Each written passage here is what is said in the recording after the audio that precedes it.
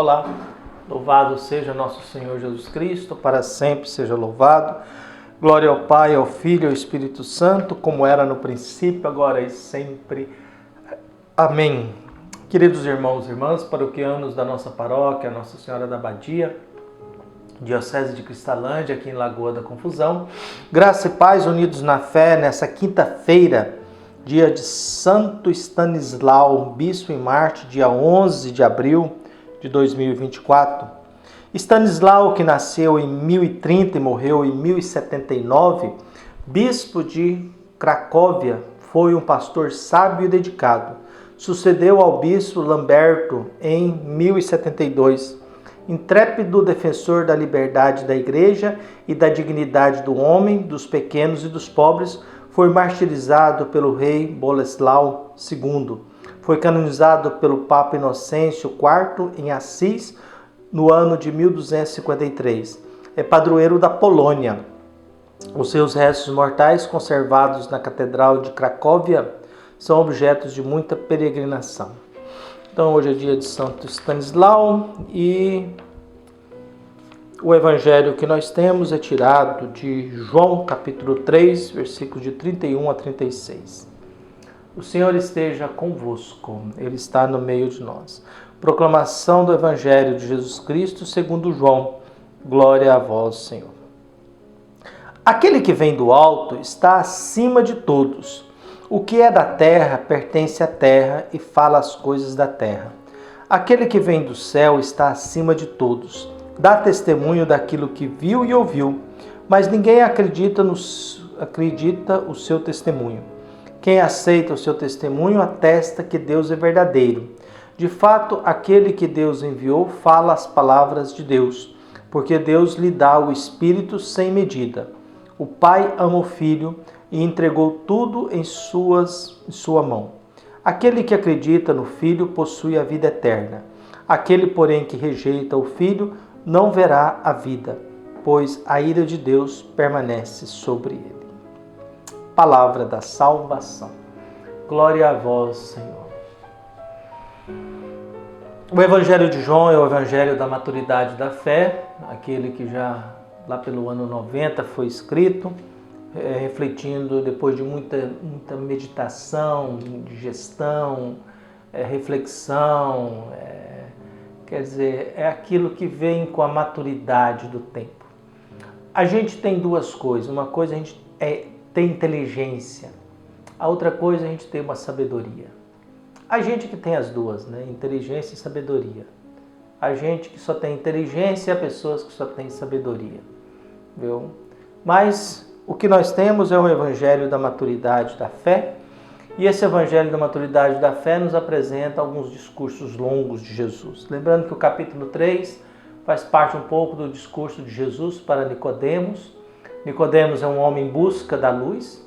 Jesus vai se apresentando, convidando a nascer do alto, mas ao mesmo tempo se apresentando, dizendo com clareza a sua função. Deus nos ama, mas o seu Filho não veio para condenar, mas para salvar. E a salvação é quem olha para ele e crê, esse já tem a vida eterna. Então, quer dizer, a salvação é a fé em Jesus. E hoje Jesus começa a se apresentar. Aquele que vem do alto está acima de todos.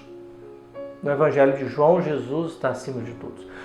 Aquele que vem do alto, vir do alto significa aquele que está em Deus e faz as obras em Deus. Aquele que vem do alto está acima de todos. Então Jesus que vem do Pai, eu e o Pai somos um, que eu só faço aquilo que o Pai me fez, esse é alguém que tem a consciência plena de que vem do alto, está acima de todos porque está em Deus. Nós estamos falando de Jesus, a segunda pessoa da Santíssima Trindade, que Maria é a sua mãe, mas é obra do Espírito Santo. José é o pai adotivo. Por isso aquele que vem do alto está acima de todos. O que é da terra pertence à terra. Por isso, certas coisas na vida, a gente não tem que apresentar a Deus, não. Essa coisa de que tudo nosso aqui tem que dizer para Deus, não, certas coisas não. Certas coisas é daqui mesmo.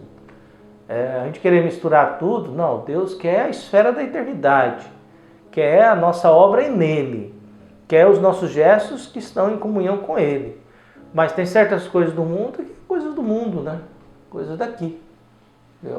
Aquilo que a gente tem nas redes sociais é coisa daqui, é ilusão daqui. Então, o que é da terra pertence à terra e fala das coisas da terra. Aquele que vem do céu está acima de todos.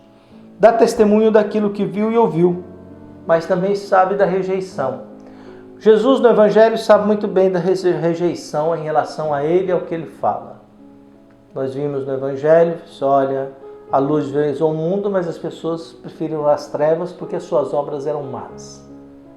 E a gente tem obra má, né? A gente de vez em quando a gente não percebe a maldade na nossa cara, a nossa inconveniência na nossa cara, a nossa falta de bom senso na nossa cara. Ou quando a gente quer ser muito religioso e acha que o mundo gira em torno do tempo e do que eu quero. São os inconvenientes religiosos que acham que tem que atender a confissão deles na hora que eles podem e querem. E querem nos lugares mais inconvenientes, como se o sacramento da penitência fosse algo que você faz em qualquer lugar, em qualquer ambiente, como que se bastasse fosse algo mágico.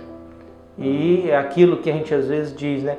Tem gente que fala por falar, reza por rezar, confessa por confessar, tem gente que não tem ideia das coisas e faz tudo automaticamente porque tem que fazer. É aqueles cumpridores de leis religiosos, aqueles que vivem cumprindo leis só para marcar ponto, mas não há nada dentro de si, não há nada de fé dentro de si, não há nada pregado dentro de si, gravado dentro de si, viu? Por isso, quem dá testemunho daquilo que viu e ouviu, mas ninguém aceita o testemunho. E quem aceita o testemunho daquele que veio, viu e ouviu, o testemunho de Jesus, aquele que, igual Tomé, só depois que Jesus mostrou os lados, meu Senhor e meu Deus. E Jesus diz, bem-aventurado Tomé, aquele que acredita sem precisar pegar e ver. Porque é aquele que acredita porque tem fé e não porque pegou e viu. Então esse é bem-aventurado.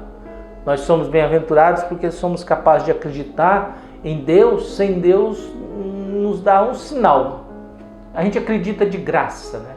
É aquilo que é o belo da vida. Eu tenho fé em Deus de graça, entendeu? É de graça que eu tenho fé em Deus. Por isso, de fato, aquele que Deus enviou fala as palavras de Deus, porque Deus lhe dá o Espírito sem medida.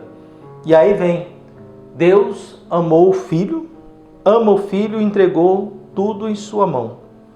Aquele que acredita no Filho tem a vida eterna.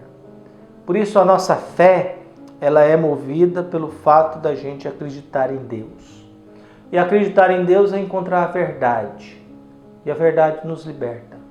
A verdade de que Deus nos fez a sua imagem e semelhança, a verdade de que Deus nos colocou nesse mundo, nos deu inteligência e tempo para que a gente se organize, construa uma vida, história. A verdade de que Jesus se encarnou, fez homem e habitou entre nós. A verdade de que a humanidade rejeitou Jesus e a gente continua rejeitando. A pauta Jesus Cristo, ela é, de certa forma, ajuda dentro que está ligada a uma mentalidade de autoajuda, como se a vida fosse assim tão fácil, tão tranquila, tão compreensível, tão controlável. A vida não pode ser explicada e é muito difícil você explicar a vida, o máximo a gente consegue vivê-la. É o que um grande artista já falecido. Bom, a vida não foi feita para ser explicada, a vida foi feita para ser vivida. Então vamos viver em respeito aos mortos e aos vivos. E ele falou isso depois que tinha acabado de enterrar o único filho que tinha. Foi trabalhar e disse, a vida não foi feita para ser explicada, a vida foi feita para ser vivida. Por isso, peçamos a Deus que abençoe a todos nós, ilumine o nosso coração, nos fortaleça na fé e nos ajude a crer. Que Deus abençoe e ilumine a todos nós e nos dê um coração bom, capaz de amar e perdoar sempre. Um abraço e até mais.